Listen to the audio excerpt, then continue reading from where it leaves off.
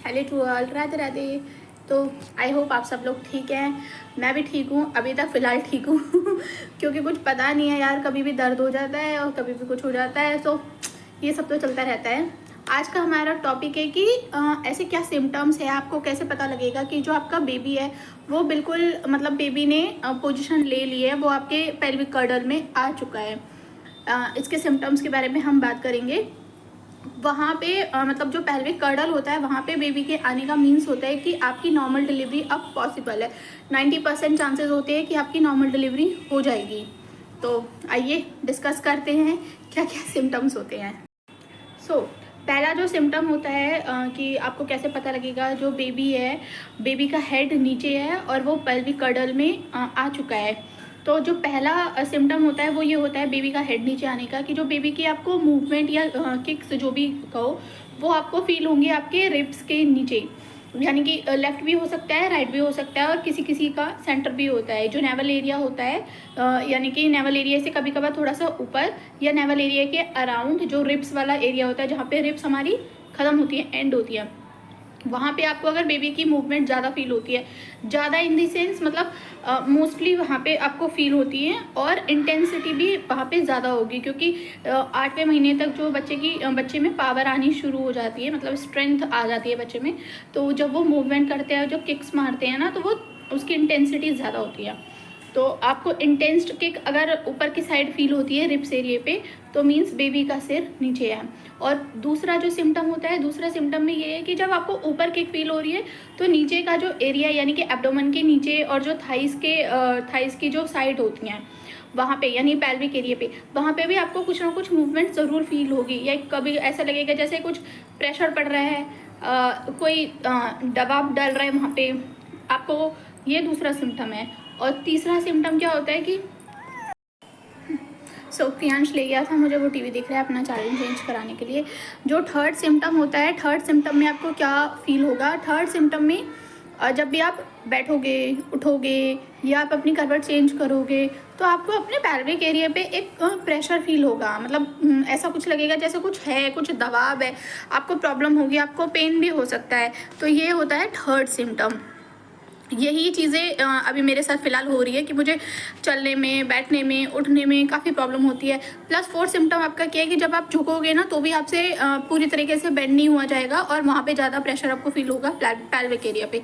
तो ये होता है फोर्थ सिम्टम कि जो आपका बेबी है वो नीचे आ चुका है, यानी कि उसका हेड जो है वो नीचे है और पेल्विक कर्डल में धीरे धीरे बेबी का हेड आ रहा है। और जो फिफ्थ सिम्टम होता है, जो फाइनल सिम्टम है, वो आपको अल्ट्रासाउंड में ही पता लगेगा। अल्ट्रासाउंड में जब आप कराओगे लास्ट स्कैन जो होता है, तो उसमें आपको वो लोग बता देंगे कि जो बेबी की पोजीशन है वो सिफेलिक है। सिफेलिक मीन्स क्या होता है कि जो बेबी का हेड है वो डाउन है, और जो बेबी के पैर है ऑब्वियसली वो आपके रिब्स की साइड ही होंगे। और एक ब्रीच पोजीशन होती है, ब्रीच पोजीशन में जो बेबी का सिर होता है वो ऊपर होता है, यानी कि रिब्स के पास, और जो उसके पैर होते हैं वो नीचे पेल्विक एरिया की साइड होते हैं। और एक और पोज होता है बच्चे का जिसको बोलते हैं ट्रैवर्स पोज, मेरे ख्याल से ट्रैवर्स बोलते हैं, हाँ एक बार आप चेक कर लेना, मेरे ख्याल से ट्रैवर्स बोलते हैं, जिसमें जो बेबी होता है वो ऐसे होता है, यानी कि उसका सिर लेफ्ट हो सकता है या राइट हो सकता है, कुछ भी हो सकता है, मतलब ऐसे खड़ा नहीं होगा, वो ऐसे होगा, वर्टिकल हॉरिजॉन्टल क्या बोलते हैं, मुझे इसमें बहुत कन्फ्यूज़न होती है, तो आप वो देख लेना।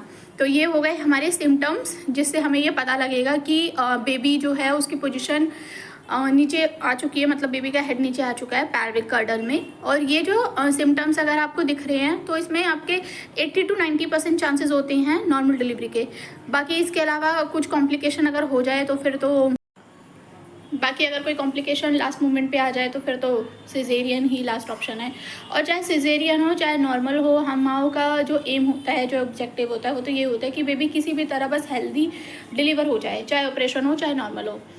ये जो सिम्टम्स मैंने आपको बताई है क्रियांश के टाइम पे मेरे साथ नहीं हुए थे, क्योंकि क्रियांश के टाइम पे जब मेरी डिलीवरी का टाइम था, मतलब जिस दिन डिलीवरी हुई थी उसी दिन क्रियांश जो है वो पेल्विक कर्डल में आया था, क्योंकि मैं काफ़ी घूमी थी, मतलब 10 से 12 घंटे का मेरा लेबर पेन था उस टाइम पे, और मैं काफ़ी एक्सरसाइज की थी, काफ़ी घूमी थी, तो वो उसी दिन आया था। तो ये सारे सिम्टम मुझे तब नहीं पता लगे थे। पर इस बार जो मेरा बेबी है उसका वो पेल्विक कर्डल में पहले से ही आ चुका है, तो इसलिए मेरे को ये सारे सिम्टम्स पता है। हालांकि प्रियांश की पोजीशन हमेशा से, मतलब स्टार्टिंग से 5th मंथ से ही उसकी सिफेलिक थी, और इसकी पोजीशन भी 5th मंथ से ही सिफेलिक है। तो पोजीशन तो बच्चे ने चेंज नहीं की है, लेकिन जो उसका हेड है वो पेल्विक कर्डल में आ चुका है।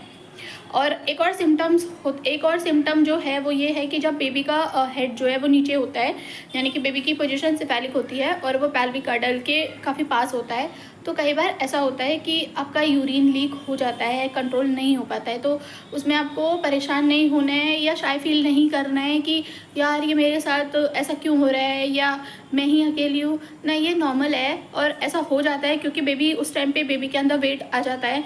मेरा बेबी भी अभी अराउंड 2100 ग्राम है, मतलब 2 किलो से तो ज़्यादा ही है यार। तो बेबी का जब प्रेशर पड़ता है वो ब्लैडर पे पूरा प्रेशर आता है, तो ये नॉर्मल सी बात है, इसमें आपको परेशान नहीं होना। बाकी आप क्या कर सकते हो, आप पैंटी लाइनर्स यूज़ कर सकते हो उस चीज़ के लिए, पैड वगैरह भी यूज़ कर सकते हो। अगर पीरियड अगर ज़्यादा लीकेज होती है तो आप पीरियड पैंटी यूज़ कर सकते हो।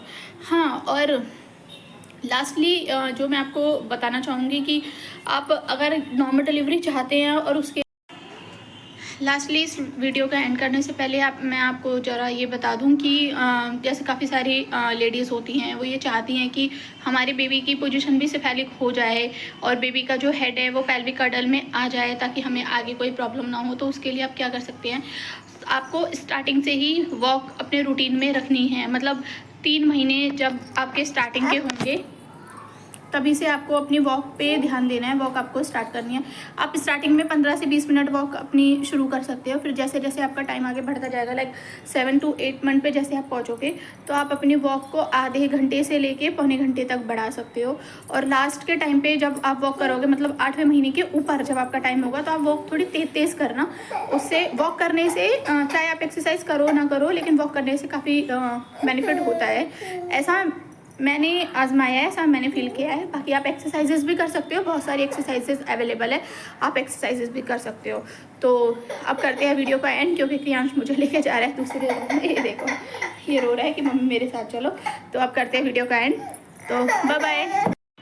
So if you find this video interesting and informative, then please do like to our channel and subscribe to us. Bye bye till next video.